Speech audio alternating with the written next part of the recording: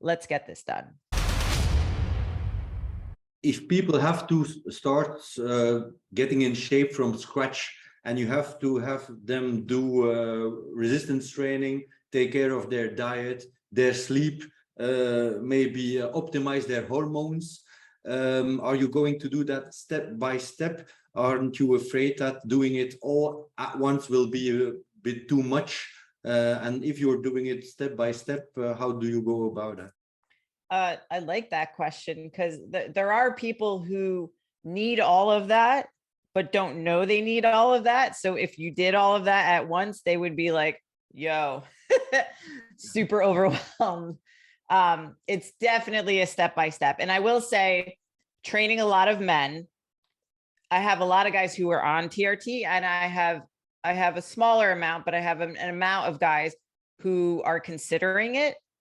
But with men, as you know, you're a man, the competition and the competitiveness, they want to try to win against their natural decline of testosterone. So fine, that's fine. If they don't want to go on TRT, even though I know that maybe they are a great candidate for it and it's inevitable, I think they still feel like they want to do everything they can naturally, which is fine, because again, as we've mentioned, those are things you're going to have to do anyway if you go on TRT.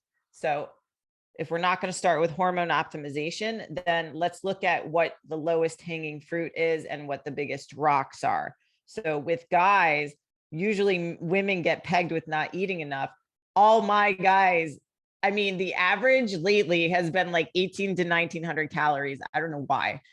It reminds me of like the women's 1200, like wherever that came from. So like all these guys lately are eating between 18, 1900. So I'm like, okay, that's okay. Like if you're getting into the weeds of dieting, but we don't want to live there. So it's always adding calories back in. So it's looking at what are they doing activity wise and why are they not eating enough to support that? So it's actually adding food, usually taking training away temporarily, but this also will improve their sleep, because usually sleep is kind of like an ego thing still, like, oh, I don't need to sleep that much, I feel good on 4 hours and blah, blah, blah. When that actually could be the one thing holding somebody back, but it's so boring to talk about. You can't take a pill to rectify it. Like you literally have to work on sleep hygiene, just like you have to work on your teeth hygiene and floss and brush and all these things. Like, yes, it's annoying. I get it. So it's all at once in regards to sleep, training, and food, because those three things are going to complement each other. And then hormone optimization is kind of like the icing on the cake, if that's not something they want to go to right away.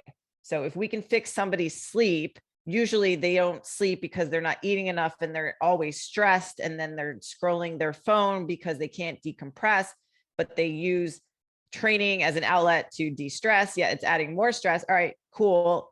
You're not getting results doing what you're doing. So you really have no other choice than to add more food, which is going to help you recover, and it's going to help you feel better. And then that will make the training more enjoyable, and then the results will come. And then they'll realize it can improve testosterone levels maybe a little bit, but it might not stay there unless you're an elite performer and you have coaches around you all the time. That's a different story. But if we're talking about, you know, your average Joe, if they don't want TRT, then we do everything naturally first, all those things, and then we consider it. Now, if they are open to it, then testosterone, as you know, the first thing it's going to help with is augmenting recovery. So that will make training a little bit more tolerable. I wouldn't say easier, but tolerable, and they'll sleep better. They'll utilize the calories that they are eating. And then we can add food as well, but it can be overwhelming to change everything. And as a coach, I like to get data on clients. And so I'll take as much as they'll give me, but it's very overwhelming if I was like, hey, Steve, I want you to do your blood pressure. I want you to do your waking body temperature, your HRV, your heart rate. And you're like, yo, Ali, I just want to like get in shape. I'm not going to come at you with all of that, but we might ease you into that. So I think most people they want kind of like the big rocks, and then we'll tackle that first. And then there are people who are like, I want to do everything possible that will give you the best opportunity to coach me. And then I'm like, great, here's the list of things I need from you. Let's get this done.